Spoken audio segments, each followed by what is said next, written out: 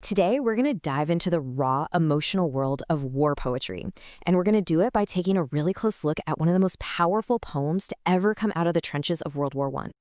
It is sweet and fitting to die for one's country. These are the famous and pretty provocative last words of Wilfred Owen's poem. For centuries, that phrase wasn't controversial at all. It was this celebrated, core idea of patriotic honor. So that's the big question, right? That's what we're here to figure out. What on earth did Owen experience in those trenches that made him want to just tear down one of the most cherished ideas about war? Okay, so to really get where Owen is coming from, we've got to understand the world of war poetry he was writing in, because it wasn't all one thing. There were basically two very different camps. See, at its heart, war poetry isn't really about troop movements or battle strategies. It's about the human stuff, the fear, the pain, the trauma. It's like a window into what it actually felt like to be caught in that storm. So during World War I, these two views were in a total clash.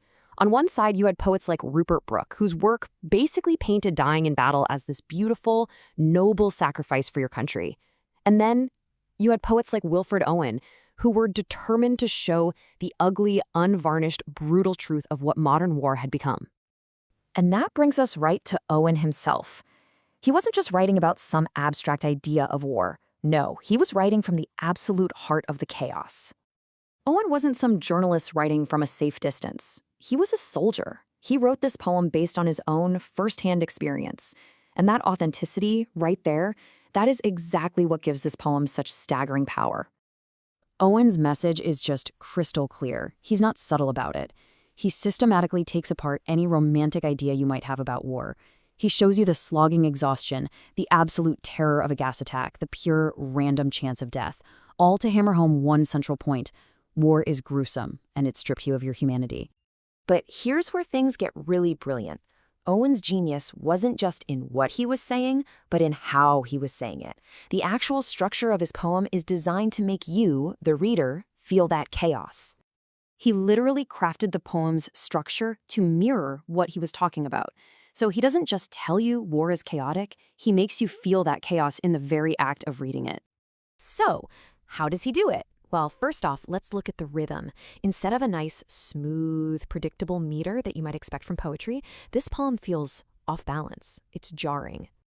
The rhythm is intentionally broken. It doesn't flow. And this is so brilliant because it mimics the physical reality of the soldiers. They aren't marching proudly, right? They're stumbling exhausted through mud and filth. The rhythm forces us to kind of stumble along right there with them. Next up, Owen just assaults our senses. He completely refuses to soften the blow with pretty, poetic language. I mean, listen to those words. They're chosen purely for their brutal impact. They're graphic, they're sensory, and they are deeply unsettling. He wants you to see it, to hear it, to feel the physical horror of it all. There is absolutely no room for romantic ideas here. And finally, it's not just the rhythm or the words. The entire structure of the poem, the way it looks on the page, feels fractured, broken. The way the lines are broken, the abrupt stops and starts, it's all a deliberate rejection of that neat, tidy, traditional poetry.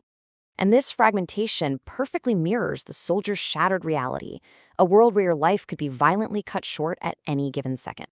So when you put these two things together, this really clear, angry message and this chaotic, messy form, you get something incredibly powerful. And this really is the key takeaway. The poem works because it's operating on two levels at the same time. It's making an argument to your brain while it's launching a full-on attack on your senses. Think of it like this. The message is the clear, logical argument against war. The form, the rhythm, the imagery, is the immersive emotional experience of that war.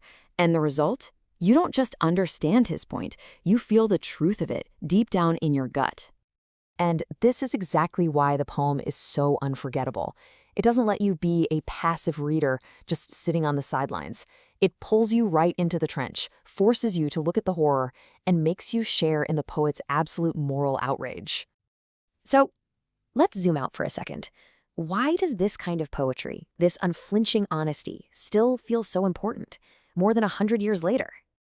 While war poetry does something history books just can't. It saves the raw emotional testimony of the people who actually lived through it. It stands as this permanent counter-argument to official narratives and propaganda, and it forces every new generation to think about the real human cost of conflict. And that really is the ultimate power of a poem like Owen's. It goes way beyond its own historical moment because it's communicating something universal about suffering and survival. It reminds us that behind every number, every statistic, there's a human being. Which, leaves us with one final thought. Owen used his art to expose what he called the old lie. So the question for us today is this: what are the old lies of our own time that we still need art to challenge and expose?